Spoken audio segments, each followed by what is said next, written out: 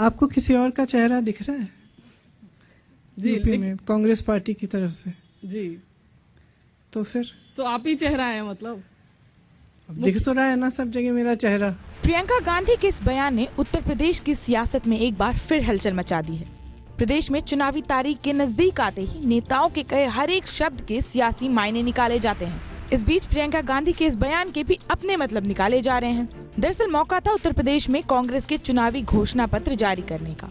इस दौरान जब कांग्रेस की राष्ट्रीय महासचिव से प्रदेश में कांग्रेस के सीएम के चेहरे को लेकर सवाल किया गया, तो प्रियंका ने उल्टा पत्रकार पर ही सवाल दागते हुए कहा कि क्या आपको उत्तर प्रदेश में उनके अलावा कोई और चेहरा दिख रहा है? आपको किसी और का चेहरा दिख रहा है जी, यूपी में कांग्रेस पार्टी की तरफ से? जी, तो फिर तो आप ही चेहरा है मतलब। अब दिख तो रहा है ना सब जगह मेरा चेहरा। हालांकि प्रियंका ने यह साफ नहीं किया है कि वो चुनाव लड़ेंगी या नहीं, लेकिन उनके बयान से इसके कयास जरूर लगाए जा रहे हैं कि प्रियंका गांधी ही प्रदेश में कांग्रेस के सीएम का चेहरा बन सकती हैं। बयान से इतर अगर बात करें तो कांग्रेस ने आज अपना चुनावी घोषणा पत्र जारी कर दिया।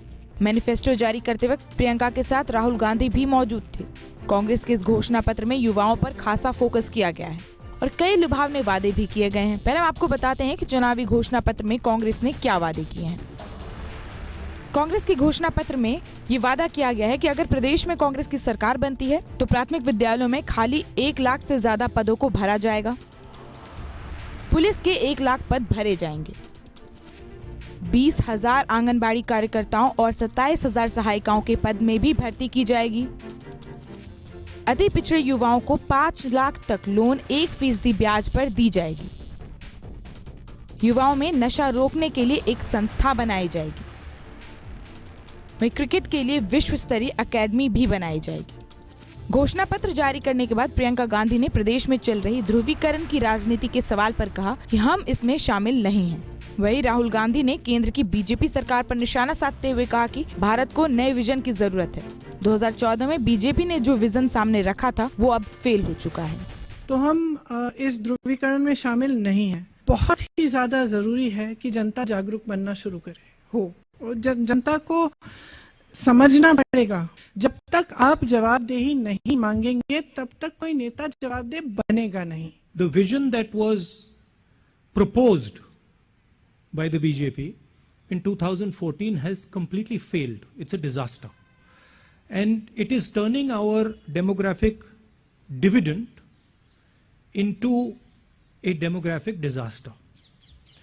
So India requires a new vision going forward, and this is something that most youngsters would accept.